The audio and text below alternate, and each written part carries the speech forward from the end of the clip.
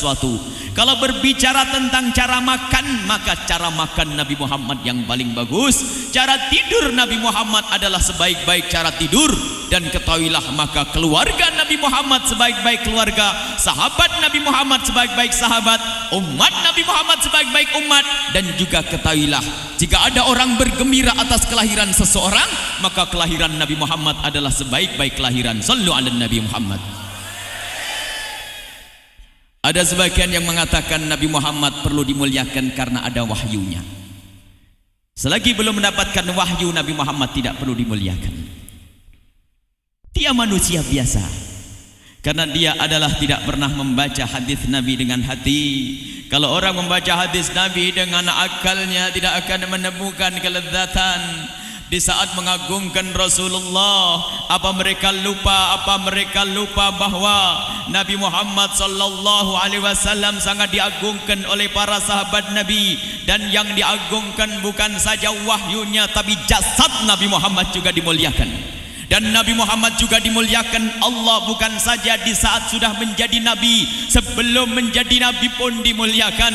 Apakah mereka itu tidak membaca sejarah bahwa Nabi Muhammad di saat dalam kandungan pun tidak pernah merepotkan ibundanya? Apakah mereka tidak membaca bahwa di saat Nabi Muhammad terlahir, seorang wanita yang bernama Sayyidah Halimah Sa'diyah, seorang ibu yang dari pinggir pegunungan untuk mencari anak yang bisa disusui, datang ke kota dan ternyata sudah tidak mendapatkan seorang anak yang bisa disusui untuk membayarnya, karena anak-anak orang kaya sudah pada diambil oleh orang-orang lain. Karena Halimah Sa'diyah adalah orangnya tidak segar dan orangnya tidak sehat, kurang sehat, sehingga tidak mempunyai air susu yang banyak untuk menyusui. Akhirnya saat itu sudah tidak ada lagi anak yang bisa diambil, kecuali anaknya seorang fakir dan dia adalah yatim. Ketahuilah bayi itu adalah bayinya orang besar Nabi Muhammad sallallahu alaihi wasallam. Maka oleh Sayyidah Halimah As-Sa'diyah, karena tidak ada lagi yang harus diambil, maka dibawalah bayi itu.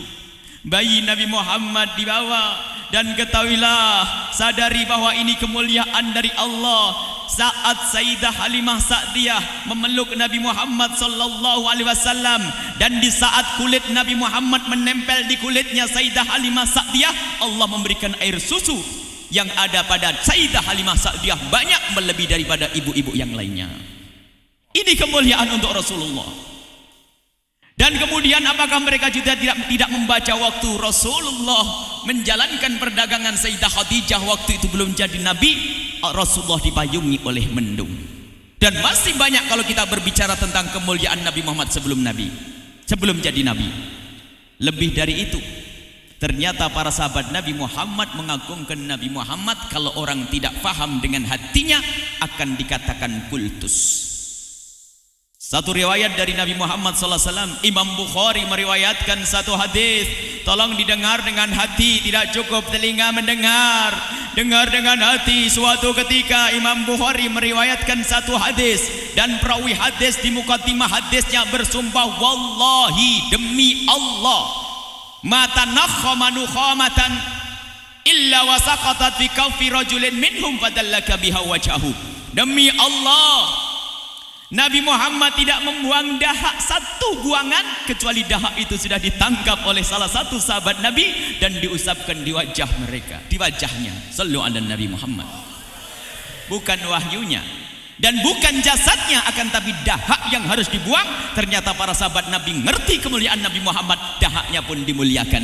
Dan tidak ada yang mengatakan kultus, tidak ada yang mengatakan berlebihan. Dan lanjutan hadis ini berbunyi, wa kadu ayyaqtatilu fi wudu'ihi sallallahu alaihi wasallam. Mereka berebut untuk mengambil percikan air wudunya Rasulullah sallallahu alaihi wasallam. Jadi air wudunya Rasulullah direbutkan, dahaknya Nabi Muhammad juga direbutkan. Dan itu bukan wahyu, dan itu pun bukan jasad, sesuatu yang nempel dengan Nabi Muhammad. Air wudu pun direbut.